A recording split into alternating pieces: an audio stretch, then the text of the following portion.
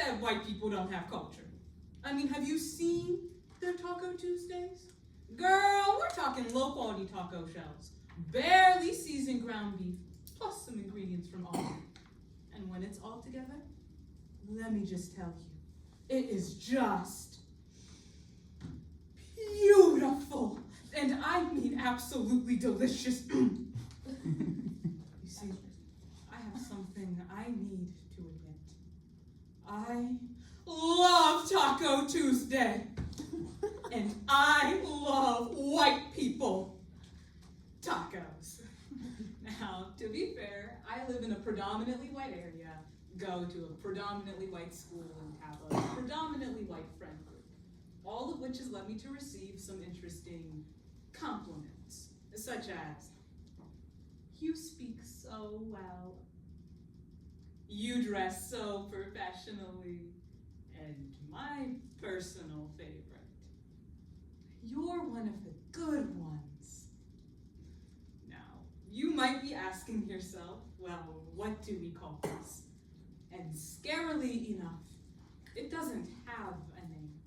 So for our purposes today, we'll be calling it race crediting. And we'll be defining it as the process by which we put a person of color on a pedestal whilst also mocking or demonizing their race. From creating uncomfortable environments to destroying trust between friends and even going as far as to widen racial tensions, race crediting is the issue our country wants to pretend it doesn't have. Or worse, it's the issue our country wants to pretend is flattery. And that is my concern. Instead of breaking down our assumptions surrounding race, we'd rather make exceptions. Race crediting isn't the compliment we want to make it out to be, but rather it's inherently racist. So today, let's first figure out what race crediting even is. Then let's take a look at the effects it has on our relationships, before finally gathering the ingredients for a better tomorrow. Now, I've been told that I walk white before, and I'm not really sure what to do with that information. Like, what am I supposed to do? Crank that Soldier Boy everywhere? Yo! We have odd and comedically offensive standards about race. We associate desirability with whiteness and deviance with people of color. In Harvard University's implicit association test, they found that 61% of their white participants were quicker to associate other white people with positive traits, such as smart and beautiful, while being quicker to associate black people with negative ones, such as selfish and dirty. But race crediting isn't as simple as our alarming gut feelings. Rather, it's a deflection of our biases. Let's be honest, we don't like to think that we could have any prejudice. Heck, we don't even like to think that we could be wrong. Doctors Alona Jerebeck and Deborah Munoz found that 67% of individuals will ignore valid information just to avoid being wrong. When we throw identities such as race into the mix, it's easy to see how things get touchy. Even so, we can't let our egos blind us from what really matters. Growth. But not me, though. I literally have no biases at all. I love white people music. Like, you know the one. Sweet Caroline, bum, bum, bum. Good times always feel so good. So good! So good! So good. Wow, it's awkward in here. And I mean, it should be.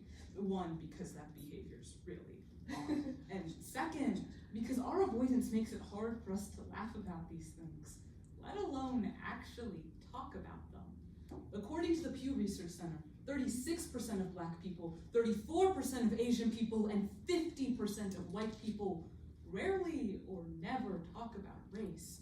When we avoid these conversations, whiteness becomes the standard. Every time we race credit, we affirm it as the default, leading people of color into forcing themselves to assimilate.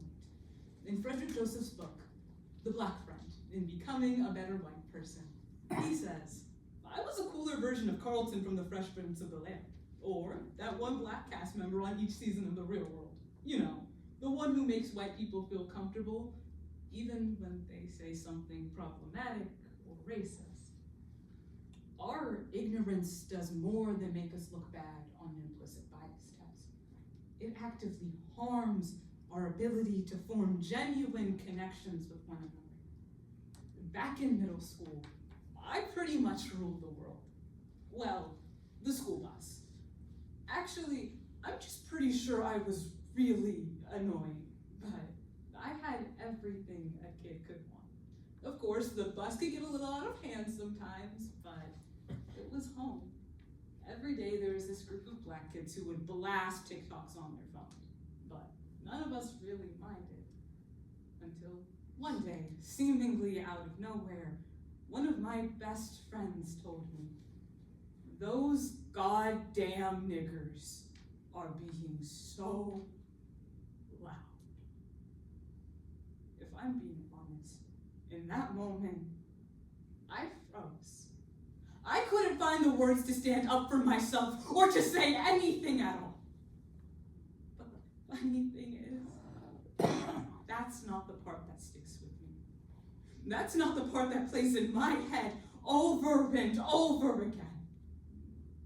It's when she looked at me, plain and simple, not as if she had just said something offensive, but as if she just had a minor correction to make. "Oh, not you, Charlie. You're not like other black people." In my friend's mind, I was nothing but an exception. We weren't friends despite our differences, but in spite of them.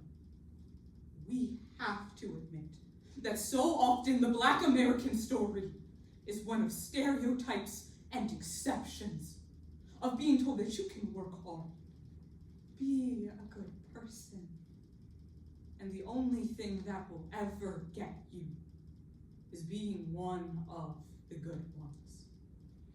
It's time we learn to step away from the dinner table so that we can cook a more inclusive tomorrow. Peter Broomberg puts it best. When we avoid difficult conversations, we trade short-term discomfort for long-term dysfunction. Let's cut the crap. We aren't children anymore. We know that it's more than the good ones and the bad ones. Only by having genuine conversations and making an effort to confront our biases can we begin to mediate race crediting. But I have to be honest.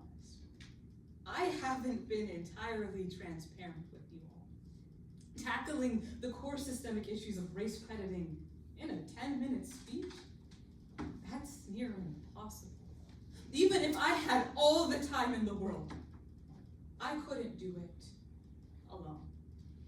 Right now, legislation across the country, such as Georgia Senate Bill 120, Florida House Bill 999, and in the heart of it all, Ohio Senate Bill 1, are all making it impossible to have complicated discussions about race in education like race crediting.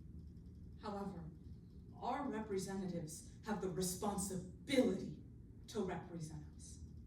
That's why we can find resources like House.gov and Senate.gov for a comprehensive list of your state's representatives. And don't get me wrong, I get it. Confrontation doesn't come naturally to everyone. But that's why there's resources like voiceofthepeople.org that can help us find our footing. It might not seem like your voice is that much, but imagine if you were message number 50, number 100, number 200 even. Race crediting isn't something that can be solved by just one person. Ignorance will always exist no matter how much information is out there. But when all of our voices compile together into one, I think that we can all agree that sounds pretty delicious.